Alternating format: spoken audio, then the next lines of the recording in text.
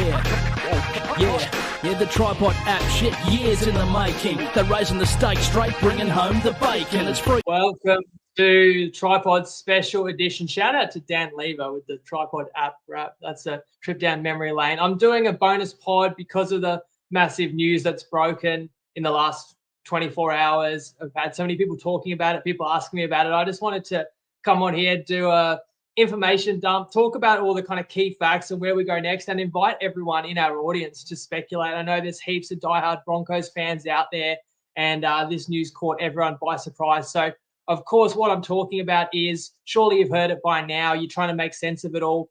Kalen Ponga has made himself unavailable for Kangaroos selection. Can you believe it? No, that story, you think about how much people were making out of that story, and it just goes to show people were desperate for something to discuss other than the prelims. But then we got this Kevy Walters story dropped on us last night. I can't help but think about that timing. You know, you're dropping it just before the AFL Grand Final, before the prelims. Is that to try and get a little bit less attention, a little bit less scrutiny? It's probably not going to happen because it is the talk of the town. I want to provide a little mini oral history, tie it all together, what's taken place in the last 4 years, and let me know what you think. Have Brisbane made the right choice? That's one key question. And who takes over next? So this all began at the end of 2020 when the Broncos got their first ever wooden spoon after a diabolical, calamitous reign of Anthony Seibold. So Kevy gets the job at the end of 2020, but basically to take over from 2021. And at the time, if you think about who else was in the discussion, actually Kevy gets the job ahead of a premiership winning coach in Paul Green, rest in peace. Craig Bellamy was approached, but he was unable to be poached at that time. Others that were interested in the position included Jason Demetrio and Michael Maguire. In fact, more on that in a few minutes. So what were Kevy's credentials? As a player, he did it all. A 6-time premiership winner, and that included a premiership winning captain for Brisbane. You wondered at the time, could Kevy coach? Well, he did have a brief stint at the Catalan Dragons, and then Kevy, of course, was coming off 4 straight series. My hat is weird, Branson says. I've been told far worse. Kevy came into the Brisbane job off the back of being the Queensland coach, where Kevy took over in a tricky transitional period. He got the back end of the Queensland dynasty team and did well to win those last couple of seasons, 2016, 2017, the team that won 11 out of 12 overall. And then Kevy had those tough years, 2018, 2019, where you lost so many greats, potential immortals, all retiring from rep footy in that period. And Queensland lost those 2 series as well. So Kevy won 2, lost 2 in his Origin coaching career, and gets the Brisbane job. And I knew at the time, or my opinion at the time was, Kevy's definitely going to spark some life into the place. Brisbane was in a bad way. The pride in the jersey was gone. The fans were disillusioned. They just won the spoon, and the previous year wasn't good either. And I felt like Kevy was the right guy to give a jolt of life into the joint. But the question was going to be, could Kevy outwit your Bellamys, your Clearys, your Robinsons in big finals games? Could Kevy take Brisbane back to the promised land? This famous club hadn't won a premiership since 2006. So that was a question that had to be answered. And first season, Brisbane finishes 14th. And I do remember even back then in 2021, Walters making comments like it was a bigger repair job than he anticipated, which I feel like is a shout out to Anthony Seibold again. Then you get into Kevy's second year, 2022. The Kevolution appeared to be underway. Brisbane was running top 4 at least half of the year, 2/3 of the year. And that's great coaching, but also Brisbane, of course, signed Adam Reynolds in 2022, got Reece Walsh back from New Zealand. Those players helped a lot. And if you don't recall how 2022 ended, Brisbane loses 5 of the last 6 and actually miss the finals, finishing 9th. As I'm wearing my old Brisbane Broncos singlet for the occasion, and Cobra says, stop talking, start doing more push-ups. Fair call, fair comment there. I appreciate it. 2023, last year, everyone remembers this, right? So Kevy has Brisbane firing on all cylinders en route to being actually top of the table into the final round. If Brisbane doesn't opt to rest everyone in the final round, they win the minor prem. It was justifiable, though. Brisbane plows through the finals and actually plows through Penrith for an hour as well in the 2023 grand final. And Brisbane wins the 2023 grand final, honestly. I mean, and I say that because from 8-0 down, Brisbane scored 24 straight points. Not only did Brisbane score 24 straight and lead 24-8 with 20 to go, Cleary injured his knee in the first half, needed surgery after the game, couldn't play for Australia the whole off-season. Luai had succumbed to a shoulder. He was off. Yo was off with an HIA. Mam had flames coming off him. Walsh was running rings around the Panthers. Haas, Flegler, Carrigan were dominating. Staggs, Farnworth, Cobbo out the back, and Reynolds was steering the whole thing. It was 24-8, under 20 to go. Brisbane had that game won. And I just want to note that again because of these sliding door moments, because we wouldn't be here having this discussion if one player goes differently. If Brisbane goes on and wins that game, it's just a totally different legacy. And this season would have been forgiven. Maybe this season would have been a little bit different without that emotional baggage as well. But we're going to get to coaching candidates and people are going to talk about achievements and whether Kevy deserves to still have this job. And it's a great achievement to make a grand final. But I have to say, Kevy did more than make a grand final. They had that game. The Brisbane Broncos had that game won dead to rights. So when I doubted whether Kevy could do more than restore the pride, whether he could actually win a comp, can you really argue whether Kevy was capable of coaching a team to win a comp? I mean, he got 99.9% of the way there. Surely last year proved Kevy was capable of winning a comp, right? So if that's, a key component of what you need in a Brisbane Broncos coach is the ability to get them there. Are we going to say Kevy couldn't do it because of how that game ended? We all know how that game ended. Penrith showed the heart of a champion. Nathan Cleary had basically an out-of-body experience. The Brisbane players did choke to an extent. There were mistakes made. There were tackles missed. And they so easily could have been premiers. But then I suppose, do we blame the coach a little bit for what happened in the final few minutes in that game? I give Kevy credit for getting Brisbane to that position and building a 24-8 lead over a historically good Penrith side, no less. So then does Kevy have to share at least a little slice of blame pie when you do lose the final 18 minutes, 18-0? That's probably fair as well. And there's going to be people on both sides. I think most people are shocked that Kevy's been axed. But if you're going to make the argument for it, that's something people will use as a critique, is that coaching comes into that. But I feel like that loss is probably more so the cross to bear for the players. Still, we come into 2024. Brisbane was a very popular prediction to be playing this time of the year again. And I was someone actually not picking Brisbane top four and saying they wouldn't be as good this year with some of the losses. But nevertheless, this was still a really strong Brisbane roster with a lot of players that promised to play even better this year. And then you actually got a solid start to the year. Let's not forget that for Brisbane. But you get injuries to Adam Reynolds, Reece Walsh, Katoni Staggs, Ezra Mann, Payne Haas. Origin never helps Brisbane. So, of course, there were others missing games and having that toll. Carrigan, Cobbo. That's a lot of elite talent unavailable for multiple matches this season. So I know Kevy said it himself. There's no ifs. We will play finals. And then Brisbane finished 12th. But how bad of a coaching job was it this year? How much slack should Kev be cut because of all of those players that missed significant game time? I think it's a fair, I think we all acknowledge that it was an unacceptable finish for Brisbane this year, but Kevy would get at least the first half of next year. That would be crunch time for Kev. If he could recapture 2023, he could prove he's still the man for the job. That's how we probably all felt, right? Let me know if you kind of disagree. Did you have enough for Kevy after this year, or did you feel like you've got to give him a chance with getting everyone back on the paddock for 2025 to reload? Then we cue the last fortnight. Brisbane conducted an internal review, which we've heard all about. Now they're parting ways with Walters. So how do we read into that? Is there any other way to read that than after the internal review, he's gone. So the players didn't endorse Kevy. I mean, is there any other opinion you could take out of that? That the players did not have Kevy's back, and key players have obviously said that they didn't back him. Because I feel like if you got the resounding support of your playing group, then the internal review is most likely going to indicate that you've got the right person in charge, unless the players said otherwise. So that's not great.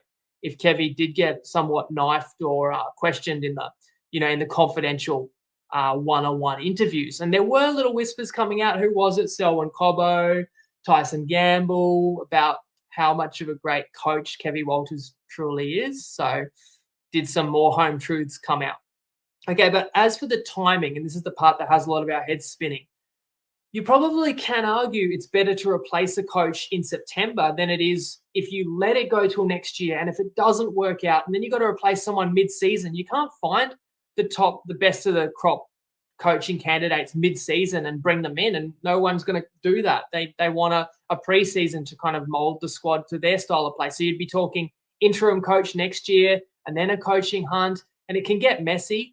And the thing is, Brisbane are built to win now. If you look at all the players in that roster, there's not really any gun players that you're like, oh, they'll be good in a couple more years. There's plenty of talent that is ready to win and has already done it on the highest level, whether it is a grand final, it's Origin, it's internationals. And you've got some other players like Adam Reynolds that's not getting any younger. And if there's a time where this team can possibly win a grand final, it's next year is as good a chance as any. So maybe there was a notion on the board of, we can't waste a season. We can't afford to waste a season with the squad that we do have. But if we talk about the Brisbane board, we should also probably point out that's the same board that appointed Anthony Seibold and gave him 5 years and then paid him out after 2. And not to mention the same board that extended Kevy last year. And appreciate the people tuning in, especially for an unprompted pod and talking about Madge Maguire. I'm definitely going to get to the options, and I'd love to hear your guys' opinion on that. Trevor says Cobbo's a Sook. Walsh, ma'am, think they're hot. They're hot to trot, and Reynolds will never be a Bronco. And I felt a little bit of that sentiment. People don't love the kind of personality of this new generation team, and they kind of have tickets on themselves after having a little bit of success without actually delivering what Broncos fans crave. Okay, let's get back to the timing. Why do you act so swiftly? Well, there is an obvious reason why you might get rid of a coach this quickly rather than give Kevy a bit more grace, a bit more time. What if you've got the successor lined up and you don't want to wait, and that person could take another job, or things can change, right? So that's probably the most important part of my monologue. Thank you to everyone who has listened so far. Lindsay says, blame the coach whisperer got in Kevy's ear, all that manifestation. He thought it would work, but he built too much pressure. And I think there's truth to that as well. And Kevy, always trying to talk positively, but you start to sound a bit delusional, especially the stuff about making finals, guaranteeing it. And Ben saying need more mongrel in the forwards. So again, it's coming back to the playing group's got to take accountability too. All right, so let's just get to the final part of this emergency pod, right? And where I will speculate, I'll throw names out there, throw my opinion out there, and love to hear yours too. Who does Brisbane bring in? The first name, this caught me by total surprise last night, the first name that just came to my mind was Madge. It's not perfect timing in terms of he's just gone on this new frontier. He's in the rep arena, right? He's taken over New South Wales. But it kind of is still good timing for Madge in the sense that we know he aspires to coaching clubland. Brisbane is a premier destination. It's like often when you get a new job, it's because the previous coach wasn't going well. The team was going badly. There's not many jobs you can walk into and instantly contend, but you'd have to agree Brisbane can, and just being that kind of premier club.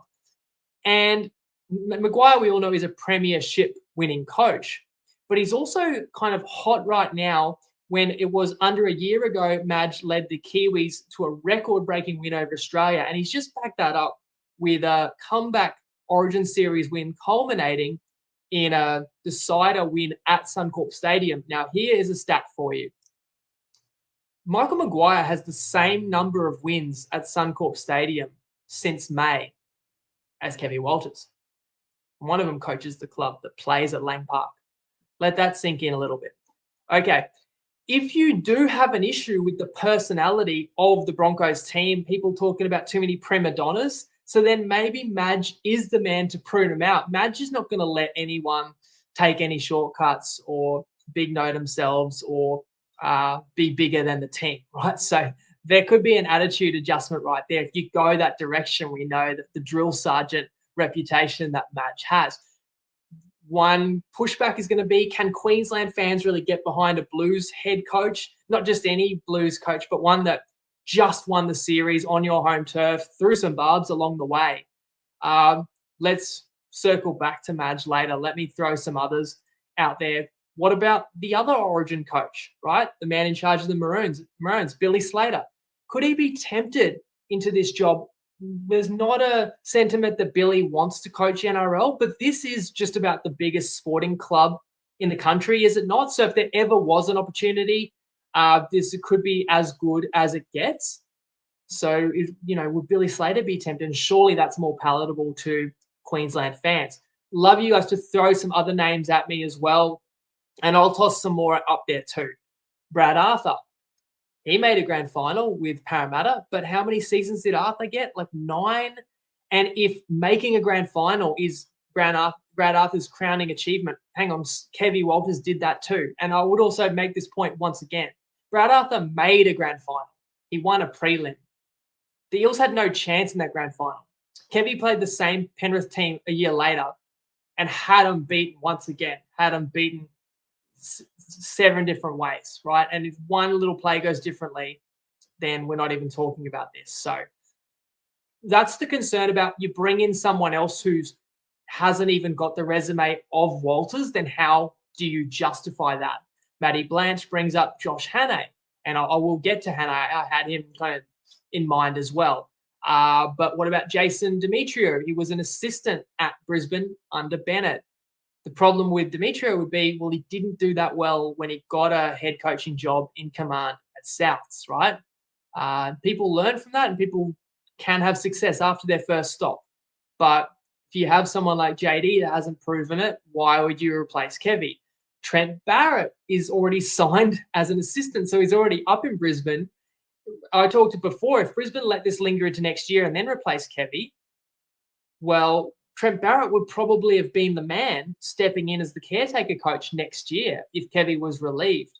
But I just talked about Demetrio not really proving it as a head coach. Well, Barrett's got an even more spotty record as a head coach. So it's hard to justify Baz is an upgrade. Same for Justin Holbrook. He's available, but hasn't really got any more runs on the board. Let's talk about Billy Slater's assistant, Josh Hannay. I've seen multiple people commenting. As well as Lindsay says, bring back Eichen as manager. So the issue with Hannay is being an interim NRL coach, but you'd have to say he's unproven because he's never really had the reins of a team, coached for a whole, pre-season and a whole NRL season. So I think Hannay could be a great NRL coach, but this is a premier job and the stakes are high and Brisbane has to get this right. The person that gets appointed has to be justifiably better than Kevin Walters, better placed and better experienced to take over Kevy, doesn't he? And that's probably the same issue that you have with say Peter Wallace. I think Peter Wallace might end up being a great first grade coach, and he's learning as well as playing for Brisbane, but he's learning under Ivan, right? Could end up being exceptional. Ben Teo, former Bronco, Mick Ennis. And Teo has coached full season in a reserve grade at the Dolphins. Ennis has done more like consulting, just throwing names out there. But those guys haven't proven it as NRL head coaches, so I don't think they're viable. And that's even the same for an out-of-the-box choice. As entertaining as it would be, the Walker brothers from Ipswich taking over. They haven't coached, no proven track record in the NRL yet. Could you really do that? So that's why I keep circling back to Maguire as a front runner. Trevor Evans says Brad Thorne, and I heard that name tossed out there, and I actually thought that was really intriguing. And Brad Thorne is proven as actually a super rugby head coach, but we know what his resume was like in both codes. So you've got coaching experience. I suppose Checker would be another out of the box possibility. They have success, but in a different code. Like, what does that count for towards the Brisbane fan base? Then I heard speculation that Brisbane should try and buy out an existing coach. Like, this is the best job. This is the biggest club. Or why do we have to wait for someone who hasn't got a job? Why don't we just go and make a Godfather offer? But who would Brisbane potentially poach that could even make sense? I just feel like you're not going to get Craig Bellamy, Trent Robinson, Ivan Cleary. They're not leaving. Who else are really appealing head coaches? Probably looking at this year's ladder, Fitzgibbon, Serraldo. Those guys are just getting started, though. It's a non-starter for me, right? Just because I can't see the logical coach that's elsewhere. I kind of think a few years ago, Ivan was knifed by Penrith, but then he did so well at the Tigers that Penrith was like, oh, we've made a mistake here. We want to get Ivan back, and, ultimately negotiated to buy him out of that contract and bring Ivan back in because they felt Ivan was the right man. And boy, was that the correct call. Never should have let him go, but at least Penrith got him back. But I just don't see that logical, like there's someone else out there that's the right person to take over. That's the right person to take over Brisbane. I mean, I haven't mentioned Wayne Bennett yet. Imagine what state Brisbane would be in right now if they never let Bennett go in 2019. I wonder if Brisbane, with this current crop over the last 5 years, if they would have won a comp, if they just never took on Seabold and they kept Bennett. Maybe Fafita never leaves. Maybe a lot of these players have better careers. That's a massive what if. Jeff Tuvey is an interesting one as well. I suppose hasn't won a premiership. Am I mistaken? Was Tuvey? No, Tuvey wasn't in charge in 2011, was he? I want to say that was Hasler with Manly. Correct me if I'm wrong there. So Tuvey was one I didn't note, but he is someone with a lot of NRL experience and has definitely coached successful teams before. I'll just toss out a couple of other names. They are former players that have certainly achieved everything in the game as players. And one is under Brisbane's nose. Would Darren Lockyer toss his hat in the ring? But Lockyer's kind of been part of that board and that's made some questionable decisions. So I'm not saying he'd be the right choice. I just haven't heard anyone mention Lockie. But there's another guy I have not heard anyone mention. Throw in the comments if you can guess the name I'm about to say, because there is another name. It's probably 100 to 1. And getting to odds, I actually asked Tristan to tell me what he thinks and about if this was a market, right? But there is another guy who I actually reckon could be the greatest coach of them all. And so I'm just going to suggest this guy because he has as much rugby league knowledge as anyone on earth. And no, it's not Gordon Tallis, as Lindsay guesses, but that would be Cameron Smith, who I think is living maybe closer to the Gold Coast, but in southeast Queensland. And I don't know if he has any desire to coach club level. I believe Cam Smith has said in the past he doesn't. As a player, I always thought he would be the next Craig Bellamy, like the next super successful coach. But maybe he doesn't have that desire, but maybe this type of opportunity, Smith's dipped his toe in. He's an assistant coach at Origin level, right? So I'm just throwing that one as an absolute flyer. But speaking of the odds, Alfie is a funny guess too from Jamie. I asked Tristan if he was framing a market, and it was Maguire or the field. What do you guys reckon? Like, is Maguire absolute box seat here? Is there anyone else more likely than Maguire? And Tristan has Maguire $1.50, the field $2.50. Right, so Maguire on his own is twice as likely as everyone else combined. So when you hear, that from a bookie, Tristan from Toppy, if he was framing a market, which according to their NRL betting license, they're actually not allowed to, or else he'd love to put a market up like that. But in a hypothetical, then it kind of makes you feel like, is this a foregone conclusion? Is it going to be Madge? And so I'll leave you with this. As Blanchy says, Smith coaches Currumbin under 15s. So that Brisbane would have to buy them out, do some negotiating with Currumbin there. But, that's a bit different, right? Because that's giving back at a junior level. That doesn't prove Smith's got a desire to coach at the NRL level. But he's just one of those guys that, although there's no track record at the NRL, you would trust. And, of course, Smith, many, many moons ago, spurned by the Broncos. Justin says, Madge, please no. So not only throw options at me, but tell me what you guys reckon. If it was Madge, why would you want him or wouldn't you? Again, I know there's so many diehard Broncos fans out there, and I'd love to hear your opinion more than everyone. This is a very old singlet. Back when I was a Broncos fan, I grew up in Brisbane, and people who follow the pod know the story that I became agnostic from supporting a team for many years to be unbiased, totally unbiased for the pod. I sacrificed my fandom to make sure that my team I support is only ever who I've got a best bet on. I've moved cities since then, and then when the Dolphins came into the comp, I've gotten behind them because I think it's good to get behind the new team, give them support. That's who my son, will probably support. But that's just, my background. So I don't really have a dog in this, but I'm still as fascinated as everyone. So my opinion is it will be Madge because I'm not sold for what it's worth. And I don't know if Madge's style actually works with the new generation, or whether some of these young guns for Queensland will respond and resonate with Madge's hard-nosed style. But I just think Maguire ticks too many boxes more than any other candidate. And you might have an issue with him being a New South Welshman, as I said before, but Craig Bellamy's a New South Welshman too. And I'm pretty sure a lot of Broncos fans would give their left arm to have had bellyache for the last 20 years. Costa says, can't believe Adrian Lamb doesn't get a look in. Like, that's a really good call too. A former Queensland halfback and really successful in the Super League.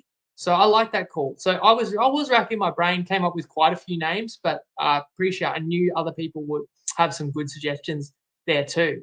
That is a good shout there, Costa. For if he wanted to throw his hat in the ring.